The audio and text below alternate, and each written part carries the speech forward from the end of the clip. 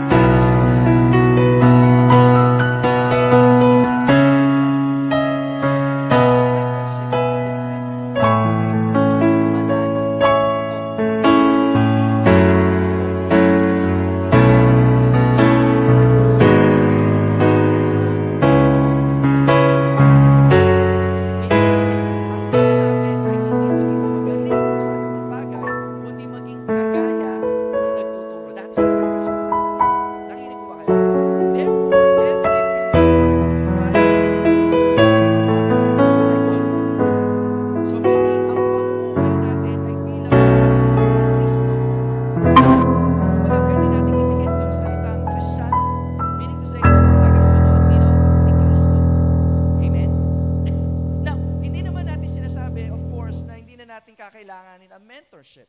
Okay? Kasi nga, kung kilala mo na ang Panginoon, gusto mo na something good, tayo ng mas magaling, mas maayos na pamilin po natin sa Diyos. Bakit? May malalim na tayo magkakaroon sa Diyos. And I'm so blessed, and I'm so glad that somehow ang church po natin nasa pagkakaroon po tayo na meron na pong pagkakaroon sapagkat nakikilala nila, nagkakaroon na ng integrity sa paraan ng pagpapilingkod. Bakit? Sa paraan ng devotion, sa paraan ng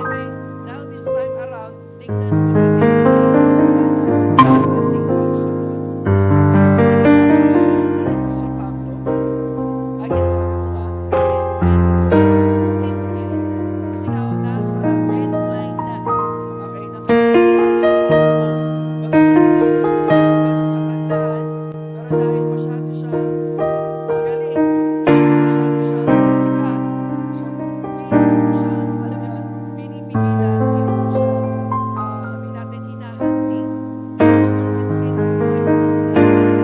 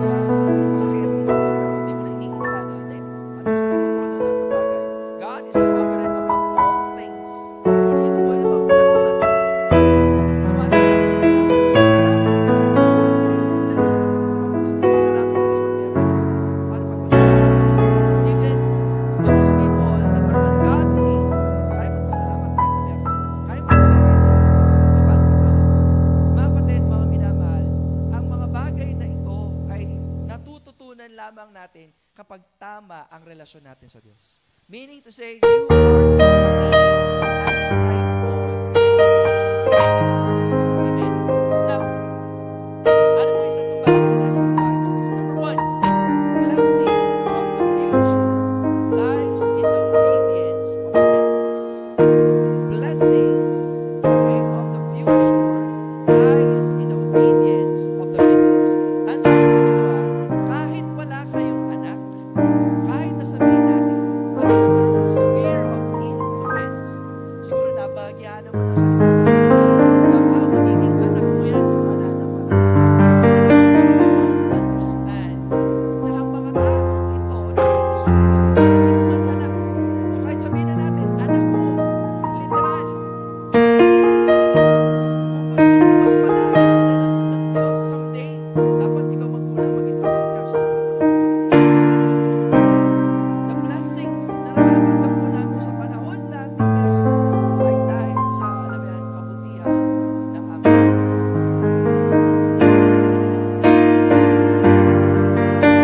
Naalala ko sa Aporosi na naman sa bagay na ito. Kung bakit, sabihin na natin, merong pagtitiis ang kanilang mga anak, okay? Namana yun sa magulang eh. Again, the blessing of the future lies in the obedience of the mentors. Kung ano tayo ngayon, lalo na kung successful ho kayo, sabihin na natin, alam mo yan, kinakikitaan ho kayo ng kagandahan, kahit ano pang kagandahan yan. Sana, isa sa mga naging blessing na yan, dahil masunurin ang mga nauna sa inyo. You see, when we talk about being mentors, when we talk about being a disciples, okay, pagsabay na natin kasi mahalaga yan eh. Not just being disciple of Jesus Christ, magtutuloy yan pati sa lahat ng ating ginagawa, magkakaroon ka ng pagpapala dahil nasunod or sinunod ng mga nauna sa iyo ang tagubilin ng ating Panginoon. That's why Apostle Paul, sabi niya nga dito, tingnan natin in verse 5. Naalala ko ang matapat mong pananampalataya. Notice that. Okay? Sabi po in the King James, when I call to remembrance the unfeigned faith that is in thee. Bakit gano'n na lamang katindi ang pananampalataya ng taong ito? Ang sabi kasi dyan, ganito, which dwelt first in thy grandmother and thy mother, and I am persuaded that in thee also. Bakit? Naging mabuting halimbawa. Kaya, anuman ang ginagawa nyo ngayon, nagseset kayo ng blessing sa mga taong susunod sa inyo. Wala man kayong maipamana, ang katapatan nyo sa Diyos, ang siyang magbibigay, ang magseset ng standard ng pagpapala ng inyong mga anak. Amen po ba? Kaya ginagawa natin ngayon, meron yung epekto sa kinabukasan. Hindi man siguro sa pangkasalukuyan sa inyo, na halimbawa kung tamad ka magbasa ng Bible, sa mga susunod, huwag kang magtaka pagdating ng mga problema, alam mo yan, hindi ka magiging matatag, mapapalayo ka sa Panginoon. Bakit? Hindi ka seryoso sa banal na salita ng Panginoon. Hindi lamang sa iyo, maging sa mga susunod pa sa iyo. Kailangan pa bang sabihin? Sapagkat alam nyo rin naman, marami tayong kasama sa pananampalataya na dapat naging matapat sila bilang magulang, but they did not set a good example. That is why yung mga anak nila, ang hirap din lumakad sa pananampalataya. Paano sila lalakad sa pananampalataya kung nakikita nila sa magulang na dapat sila yung nagsiset ng example, hindi makita sa kanila?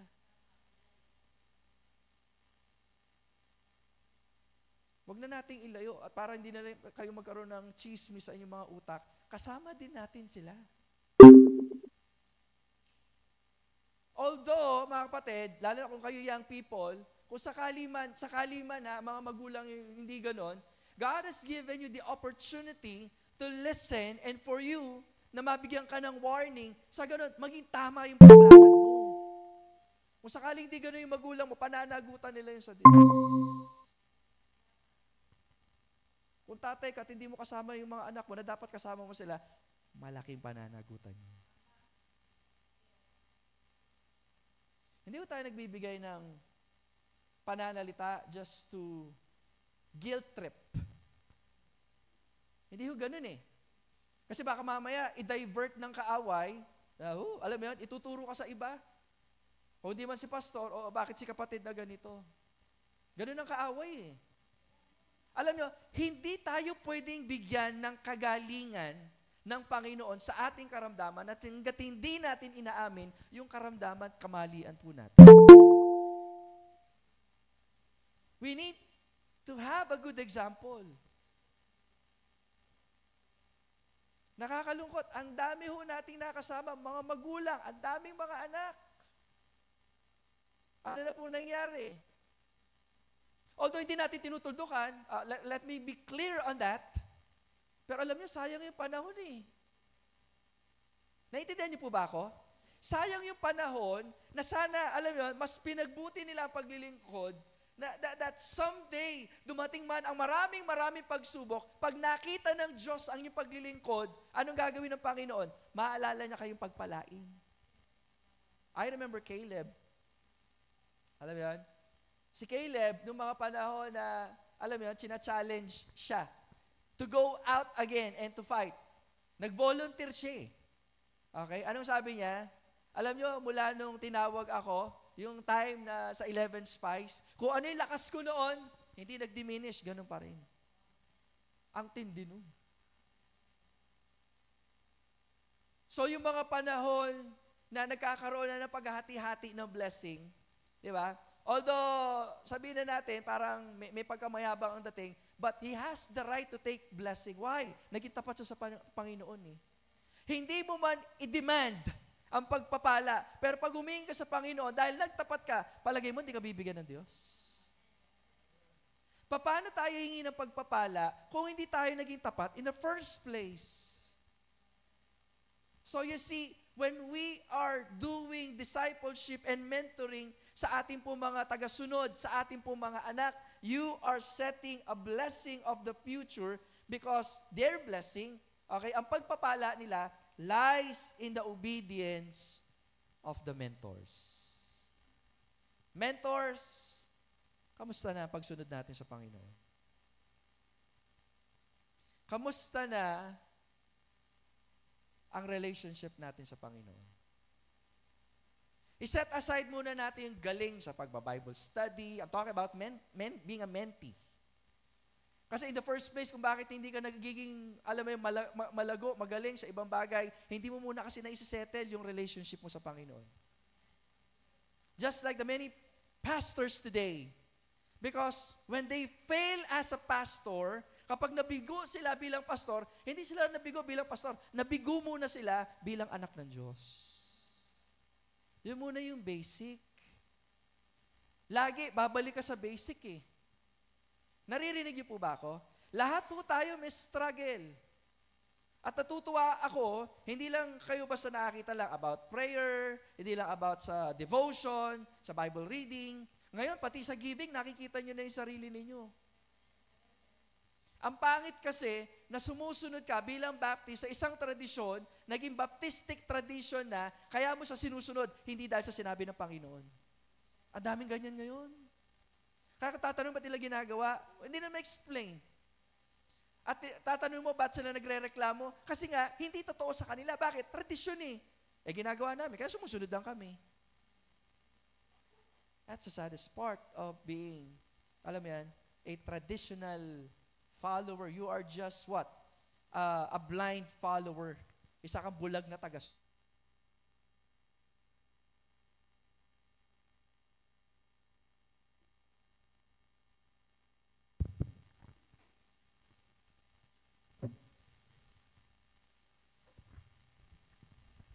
So we need to question everything.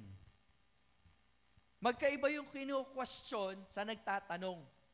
Yung nagka-question, wala ka talagang intensyon na sumunod. Kumbaga, naghahanap ka lang na maibubutas. O di kaya, nahihirapan ka lang. It lies on the attitude. Iba yung nagka-question kesa sa nagtatanong. Yung nagtatanong kasi, you are eager to learn something. Meaning to say, kapag, alam mo yan, merong problema sa iyo, willing kang magpasunod sa Panginoon. Amen po ba? Ibig sabihin, hindi ka nagiging matigas. Lord, tulungan niyo ako magpakababa at sumunod. Kanino? Sa iyo po lamang. Actually, being humble in the sight of God, it attracts blessing eh. Naniniwala ba kayo doon? When we are humble in the sight of the Lord will lift us up. Ang nagpapakababa sa harapan niya, itinataas ng Panginoon.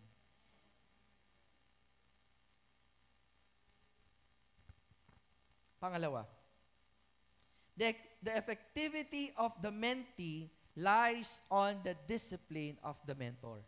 Kanina, sabi natin, kapag masunurin ang mga mentor, meaning tayo, it attracts what? Blessing. Okay? Ngayon naman, kapag ang mga mentor, meaning tayo, alam mo yun, we are disciplined. Ano pong meron, mga kapatid, mga minamahal? Effectivity. Nagkakaroon ng victory. Nagkakaroon ng pagtatagumpay. Nakakalungkot isipin na ang church nowadays, hindi na siya nagiging matagumpay. Ulitin ko ho, ha? Pag sinabing pagtatagumpay, hindi ho sa dami ng tao. Madali na lang hong magparami ng tao ngayon. Ang tanong, gaano katotoo ang pagsunod nila sa Panginoon?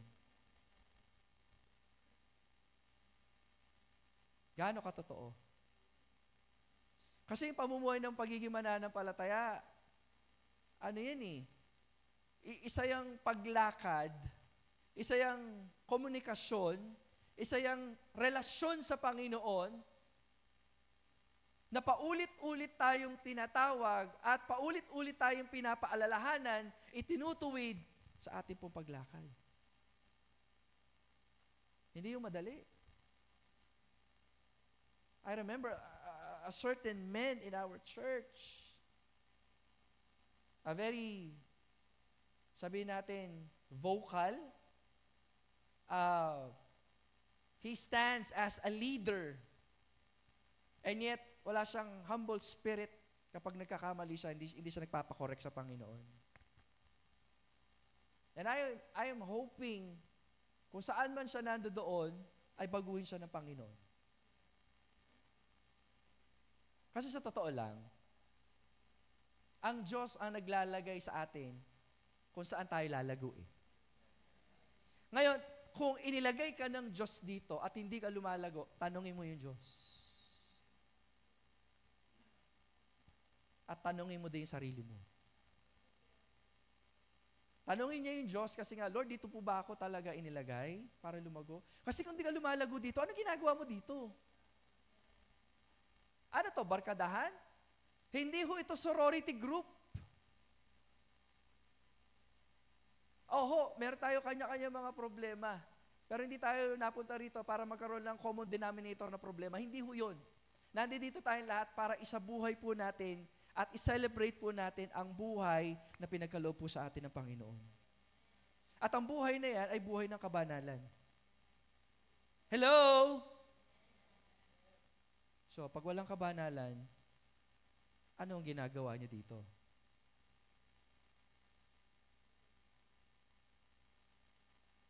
Parami na ng parami ang nakakapakinig ng salita ng Diyos.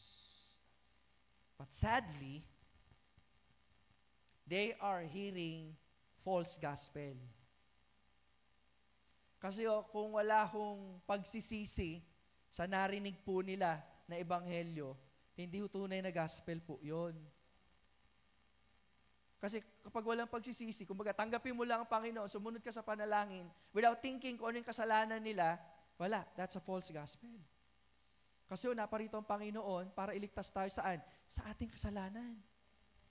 Ngayon, kung ikaw bilang isang mananampalataya, wala kang pinagkaligtasan ng kasalanan, delikado ho yan. Sino nagligtas sa iyo? Kung hindi mo maituro kung anong specific na kasalanan na iniligtas ka ng Panginoon, delikado po yan. Naririnig po ba? Tinatanggal na kasi yung repentance nowadays. Basta sumampalataya ka na lang. Kaya ngayon, they are raising churches with feeling good theology. Parang ang dating, ang Diyos ang may utang na loob sa mga, alam mo, tinatawag na church na ito, sa tinatawag na so-called Christian na ito. Why? Kasi nga, mali yung mali yung naging konsepto nila ng ebanghelyo. Kaya meron mga churches na ang hirap-hirap, kumbaga para bang dinidil nila, alam mo kung ano ang dinidil nila sa panahon ngayon, pag-a-attend ng gathering. Samantalang basic na basic ko yun eh. Naririnig niyo po ba ako? Sana, nadilho natin dito sa church po natin, sa San Juan Lubao Baptist Church. When we talk about the gathering, hindi na tinatanong kung mag-a-attend ka o hindi, automatic na dapat yun. Kasi kapag mananampalataya ka na kay Kristo, kung saan naroon ang Espiritu ng Panginoon, and the Spirit of God dwells in every believer. So merong certain point, 1 week, na nag-gather po tayo, na nandoon ang Spirit ng Panginoon, dapat nandoon ka din. Hindi ka nalilate. Tama ang suot mo. Yung suot mo, hindi tipong para mamamalengke ka lang. Nagigets? Kung kayo mag-a-attend ng graduation, di pwede naka-chinelas ka lang. Di pwede naka-short ka lang. Di pwede naka-t-shirt ka lang.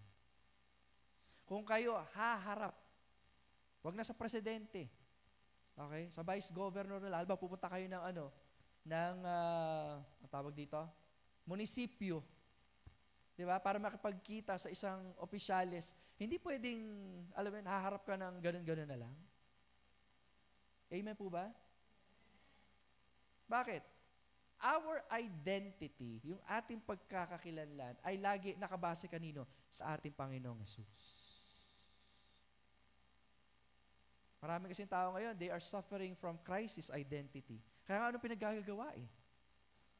Kapag hindi mo alam ang pagkakakilanlan mo, sapagkat, again, ulitin ko, kung ikaw ay mananampalataya, ang pagkakakilanlan mo, hindi na ikaw. Kay Kristo na. So, yung pananalita natin, libangan natin, maging kabarkada natin, everything. Para saan? Sa ikalululhati ng ating Ama. Doon nagkakaroon ng effectivity. Okay? Doon nagkakaroon ng victory ang ating paglilingkod sa Diyos. Kaya nga, kung meron ho tayo nagiging mentor, inuulit ko po ito, kasi in every area ng ating buhay, dito sa San Juan Lubao Baptist Church, inaayos na ng Panginoon eh. Okay, so inaayos natin yung giving. Now, nandito na tayo sa portion na nagme-mentor na ho tayo. We're going to disciple. Diba? We're going to bring every creature. Ang bawat may hininga. Siyempre, tao yun. Amen? Diba kasi may pilosopo eh. Yung aso, ba't di dinadala? Hindi po yun. Pero pwede rin naman dali kung gusto mo. Pero tinutukoy kasi natin dito, kaluluwa na magde-determine kung siya ba ay papunta ng langit or papunta ng impyerno. Alam mo kung bakit hindi ka makapagdala ng tao sa Panginoon? Kasi una sa lahat, yung sarili mo, hindi mo alam kung sigurado ka ba o hindi. Siguraduhin mo muna. Kung sinasabi mong sigurado ka, ayusin mo yung paglilingkod. Kung maayos sa paglilingkod, dun, maaari na tayo makapagdala. Kasi kahit hindi ka maayos, sumasama ka sa sa press, pwede rin naman eh. Kaso nga lang, hindi ganong magiging effective. Imbis na maging kaluguran sa Panginoon, magiging kasiraan. Kasi tinatanong nila ngayon, kung tunay ka mananampalataya, bakit ka ganyan magsalita? Bakit ka ganyan manamit? Bakit ganyan kasama mo? Bakit ganyan libangan mo? Bakit ganyan ang ugali mo kapag mayroong problema? Kasi kapag mananampalataya ka na kay Kristo, again, your identity is with Christ. Pangatlo, okay? The voice of God can be clearly heard if the mentor is obedient to the Lord. Medyo mahaba lang statement, pero bear with me. Ulitin ko po. Okay? The voice, okay, of the Lord, of the voice of God can be clearly heard if the mentor is following the Lord. In short, magiging instrumento ka, di ba? Para magamit ka ng Panginoon. Sa ganon, yung mga mini-mentor po natin, masisigurado nila, okay, na ito'y tinig ng Panginoon kasi ikaw mismo ay sumusunod kanino? Sa Panginoon. Even Apostle Paul, sinabi niyan, be followers of me as I follow Christ. Medyo, medyo matapang ang pagkakasabi. Di ba? Siguro walang mag-attempt na magsabi niyan. Nakakatakot nga naman. Paano kung di ka sumusunod? Pero bago mo masabi yan, dapat masunurin ka muna sa Panginoon. As a sheep, followeth his what? His master. Again, my sheep hear my voice, and I know them, and they follow me. Kung sumusunod ka sa Panginoon, then therefore, yung mga dinidisciple po natin, malalaman nila na totoo ang Diyos sa pinaglilingkuran niya. Bakit? Nakikita sa iyo. Remember, lalo na kung mga dinidisciple natin, hindi pa nakakilala sa Panginoon, tandaan po niyo, in 1 Corinthians, but the natural man receiveth not. Anong hindi nila tatanggap? Yung mga bagay, yung mga spiritual na bagay na galing sa Diyos. So para makita nila yan, makikita muna, ang una na titignan, sino? Yung buhay mo. Yung buhay mo. Kaya when we go out in the press, di ba? We suggest na makita ang salita ng Diyos saan? Sa pamumuhay natin. Sa pananalita natin. Tama yung sinabi ni Bigoy kanina, minsan natetest yung patience mo eh. Diba? Pero wag ko kayong mag-alala. Okay? Ang pagbabahagi ng salita ng Diyos ay isang malaking kaluguran at kapurihan para sa Kanya. Hindi nakasalalay dito kung tatanguman o tatanggi yung mga nabahagyanan. Ang mahalaga, ikaw na pinagkatiwalaan ng utos, susunod ka ba o hindi? Remember, we are just following the voice. Ang hirap sa panahon natin ngayon, na marinig ang tinig ng Panginoon kasi ang dami nating tinig na pinapakinggan. Tinig ng sanlibutan, tinig ng pangangailangan, tinig ng pag-ibig.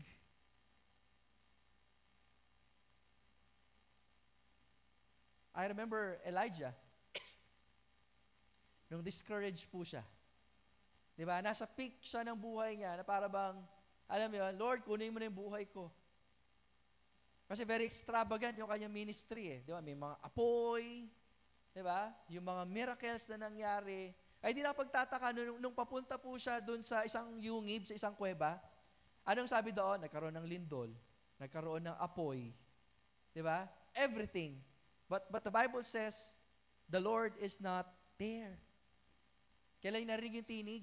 Kailan nalaman na nandun doon yung Panginoon? In a still, small voice. Minsan tayo ganun din no? Minsan, hindi natin marinig ang tinig ng Panginoon kasi nga, ang dami nating pinakikinggan. Another example, I remember si Peter, ayun na sana lumalakad na siya sa tubig The first man ever in history na nakalakad sa tubig.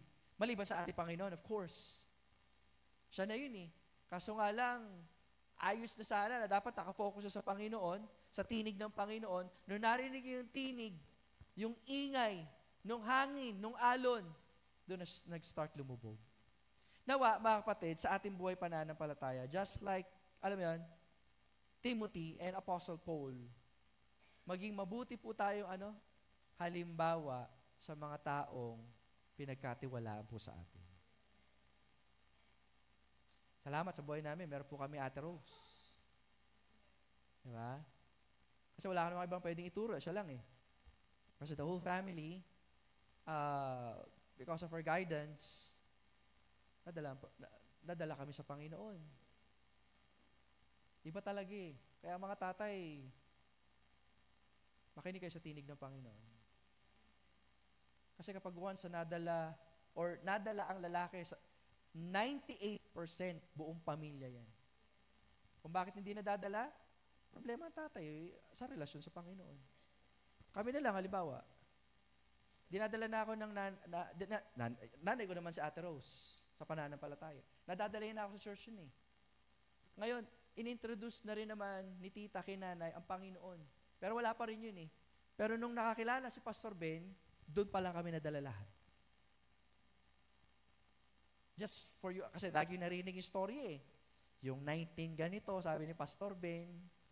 Diba? Ako, pumipikit na lang ako Sabi ko, ito na naman tayo. Hindi, kasi ako, kabisado ko na. Ewan ko, siguro dumarating din sa punto na, naku, ito na, maglilitayan niya na naman si Pastor. Kasi yung totoong nangyari po yun. Malaking porsyento na kapag ang tatay ay nadala ng tunay, nakakilala ng tunay sa Panginoon, 98%, kasi alam niya yung paninindigan niya Kaya sinahamon ko po lahat ng tatay natin dito sa church. Hindi ko intensyon na pahiyain kayo. Pero gusto kong tignan yung pananampalataya ninyo. Kasi kapag hindi natin nadadala, kasama ako doon, ang ating pamilya, may problema tayo sa Panginoon. Meron tayong kinakailangang i-deal. Ilan na nga lang tatay natin sa church Diba? Tito Alan, Kuya Dean, Kuya Larry, ako, si Mel. Bagay kami, pamilya, dito na naman din kami. And I hope someday, meron pa mga lalaki, itong mga susunod na lalaki na nandito, na sana manindigan kayo sa pananampalataya. Wala mananampalataya na nanindigan sa Panginoon na pinabayaan ng Panginoon. Sapagkat hindi kailanman kasayangan ang maglingkod sa ating Panginoon. That statement, lagi niyong naririnig yan, pero sana nagiging tunay sa ating paglakad sa Panginoon. Amen? Tayo po lahat ay tumayo, tayo po yung manalangin. Muli, Panginoon, salamat po sa iyong paalala. Bagaman ang mga mensaheng ito, Panginoon Diyos, ay napakasimple kung aming titignan.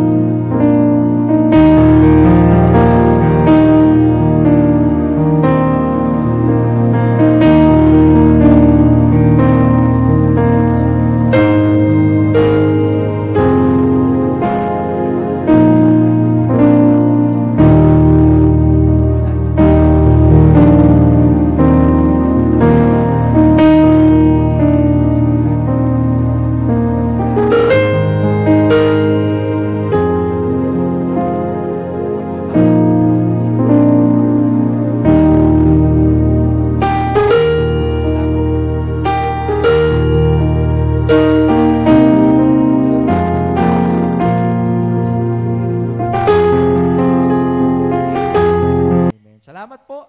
Palakpakan natin ang ating Panginoon. Sa mga nasa online,